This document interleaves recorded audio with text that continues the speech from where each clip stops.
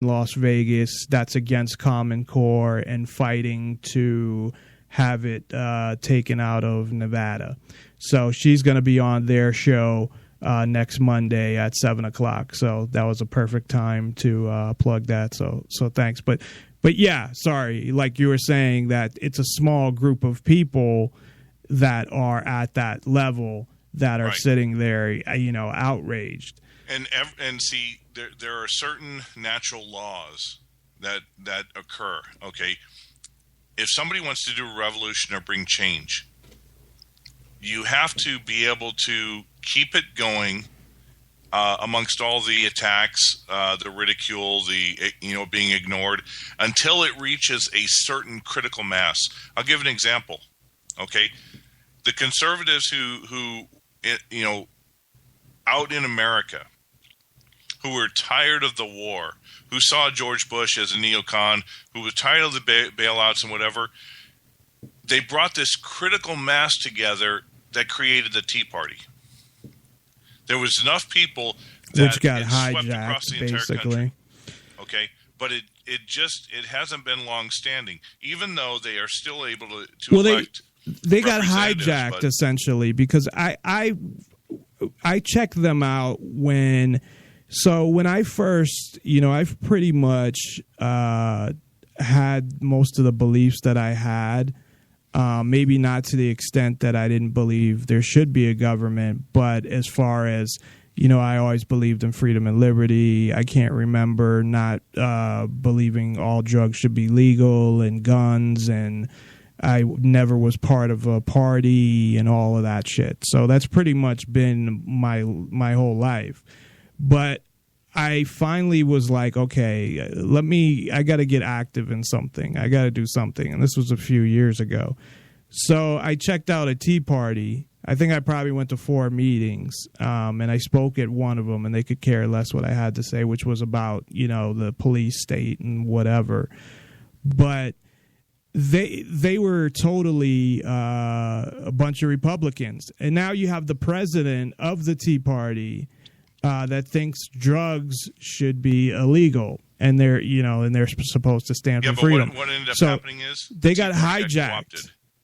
The Tea Party got co-opted. Exactly. Well, that's what I'm saying. They got hijacked by the Republicans when initially, from what I understood, was the Tea Party was like a Ron Paul type thing. Exactly. And then it got hijacked by all of these, mainstream Republicans.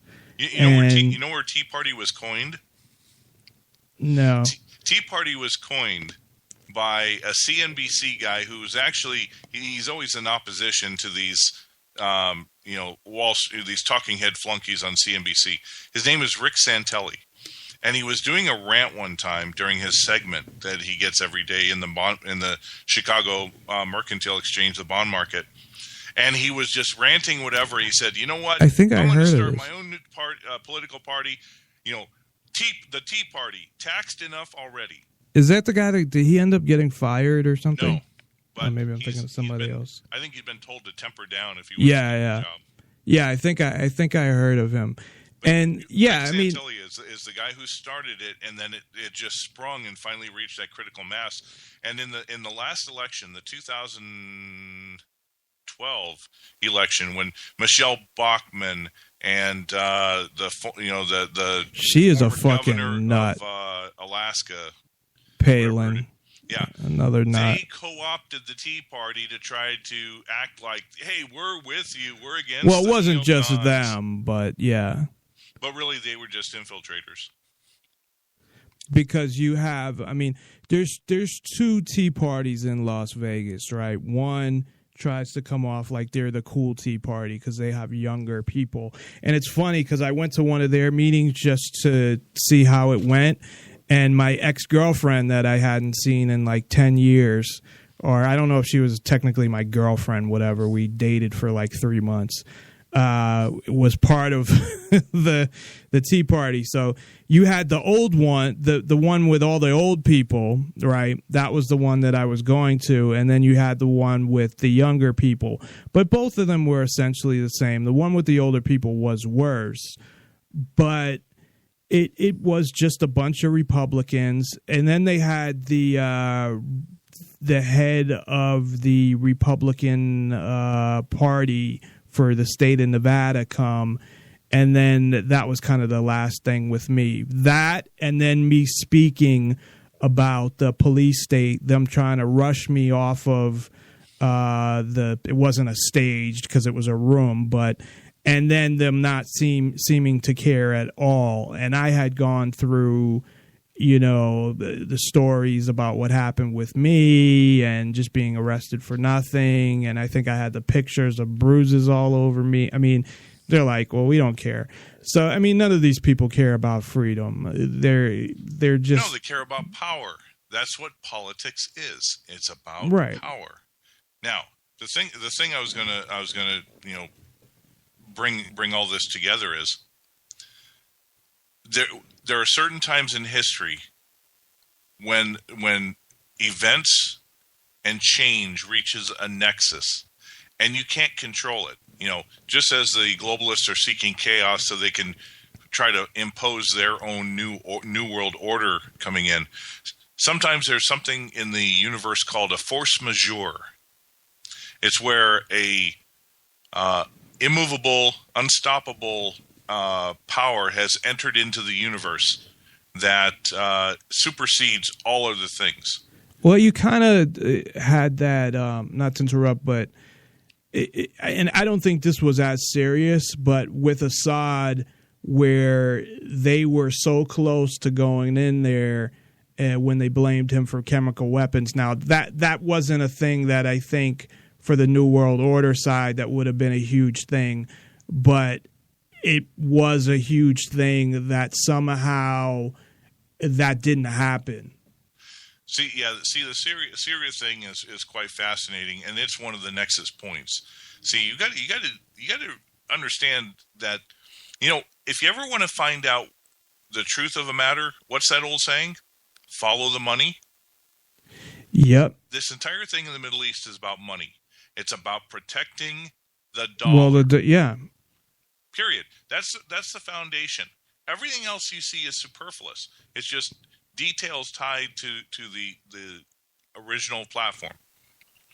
Syria, Iraq, Iran,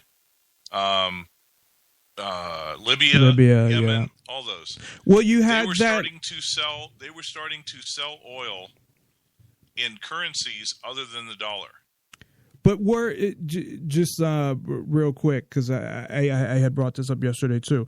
You remember that speech from Wesley Clark, which... Yeah, there were going to be 7 nations. Yeah, and it's really strange that he had you had heard the recent one, right, where he's basically saying put anybody that criticizes government in a camp. Yeah. Because he kind of came off like somebody who was almost a whistleblower in a sense, speaking out against the government to somebody who's talking about putting people in camp. So I don't know what happened there, but yeah, and he's like, why? Even him, whether he knows it or not, he's never come off as that intelligent to me. So maybe he really just doesn't know. No, but when you're doing a live interview, these people, they may be psychopaths, but they're not very intelligent. I mean, look at Maxine Waters. How Maxine Waters keeps getting elected. She's the most ignorant person with a Harvard law degree. She's the most ignorant person. I'm sure you've seen the video of that representative from, I think, South Carolina, who was questioning someone in the military, saying, "There's overpopulation in Guam. Is there a chance that the island's going to tip over?" Yeah, I remember hearing that. These people are put in there because they're controlled and blocked. Yeah, that's what I was going to say. And they got all these aides and all of the people that are doing all the work really for them, and then they get the benefits. The health industry wrote it. Most of the laws today are not written by Congress. They're written by the lobbyists, given to Congress. Right. They vote on it and they pass it. Or a lot of times written by, the corporation and the lobby, given to the lobbyists that's what the lobbyists are. And the corporations are owned but by a small group of people. But I mean, not even the lobbyists just doing the lobbying part, but then going back and saying they're writing it up, then giving it back to the lobbyists to give back to Congress. Here's your written bill. Yeah, I mean, I know most of the bills that are important or things that are like the TPP, a 5,000-page bill, which is now available online, and I want to talk a little about that as well, and what your thoughts on that. But before we get to that, because I have a lot of things that I want to get your not only your opinion, but get information from you on. But when it comes to non-compliance, what are your thoughts on that? Well, like I was saying, we're reaching a nexus in history where it's not a matter of trying to change, or it's a matter of both surviving and trying to come out ahead to what the new system is going to be. We're seeing two different forces. We're seeing, Russia and China in the east. We're seeing the United States and parts of Europe in the west. But not all of Europe is. I mean, what in Europe? Happening in France? But when you're talking about Europe, and I definitely want to get to France because I saw your article regarding Russia, and it's looking like maybe France is taking Russia over the U.S., but we'll talk about that a little later. But, I mean, what country in Europe, I mean, besides England, I mean, let me give you a little secret. After World War II, Germany and Japan, when they signed the unconditional surrender, one of the things that was added to their constitution is that whoever takes over as prime minister or president or chancellor in the case of Germany, they must swear fealty to the United States. What does that mean, fealty? That means the United States dictates what they do. What? This is why in Japan. But when you say what they do, to what extent?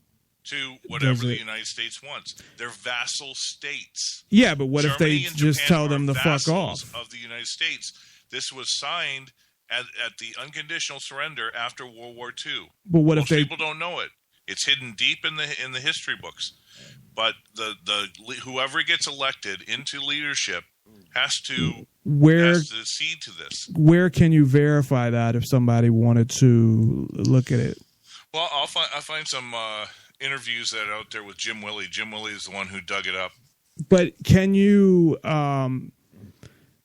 That sounds like that's not the MK Ultra guy, is it? No, Dr. Jim Willey. Yeah. Oh God, no, he's the golden jackass.